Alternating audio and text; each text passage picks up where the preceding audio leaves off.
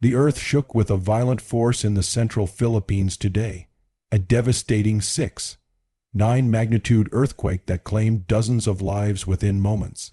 Buildings collapsed like paper. Entire families were buried beneath rubble, and cries for help echo through shattered streets. Survivors describe scenes of chaos, power lines sparking, roads torn apart, and aftershocks keeping everyone in terror. The world watches yet again as tragedy unfolds, reminding us how fragile human life is against the raw power of nature. Welcome back to my channel. This disaster comes at a time when the Philippines is already under immense pressure, not just from natural forces, but from the growing military tensions in the Asia-Pacific region. While rescue operations rush against time, questions also rise about how nations prepare for crises when their focus is split between humanitarian needs and defense strategies. Global powers eye the Pacific with warships, surveillance drones, and advanced missile systems, a theater of military readiness that grows more tense every week.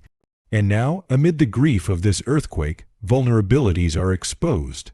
Disasters don't pause conflicts, and conflicts don't pause disasters. Together, they form a storm that the world must confront. As emergency crews dig through the ruins in the Philippines, the wider world cannot ignore the timing of this catastrophe. Regional security has been on edge with rising tensions in the South China Sea, where military vessels from China, the United States, and allied nations circle each other in an uneasy standoff. The Philippines, strategically positioned in this contested region, has become both a frontline for natural disasters and a pawn in great power rivalry. Now, as cities crumble, questions are being raised. Will global assistance come swiftly, or will aid be entangled in politics and military posturing? The presence of American bases, advanced missile defenses, and surveillance networks on Philippine soil makes the nation a critical node in regional security. Yet, at this very moment, the focus shifts painfully to saving lives from collapsed homes and broken infrastructure. Still, the military dimension is impossible to ignore. Even in relief efforts, military aircraft, naval ships, and logistical networks play the most crucial role in delivering aid.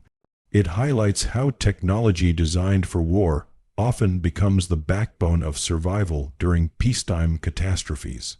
But behind every flight of supplies, there is also a shadow of rivalry: who helps, and at what cost. While the Philippines mourns its dead and searches for survivors, the shockwaves ripple far beyond its borders. Natural disasters like this do not exist in isolation.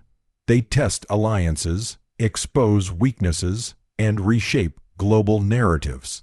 In a world already strained by wars in Eastern Europe, conflicts in the Middle East, and simmering tensions in the Pacific, every crisis becomes part of a larger struggle.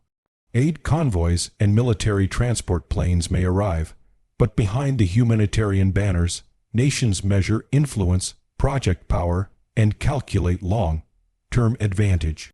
For the Philippines, this tragedy arrives as both a moment of heartbreak and a moment of vulnerability.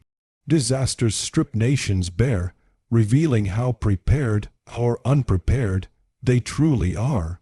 And while survivors fight for life in the rubble, military strategists are watching, analyzing how infrastructure collapses, how quickly aid mobilizes, and how instability could shift regional balances. This is the world we live in, where earthquakes are not just acts of nature but events that echo through geopolitics, war planning, and global power games. The people of the Philippines need urgent relief, but the truth is clear: every disaster becomes a test, not just of survival, but of the global order itself.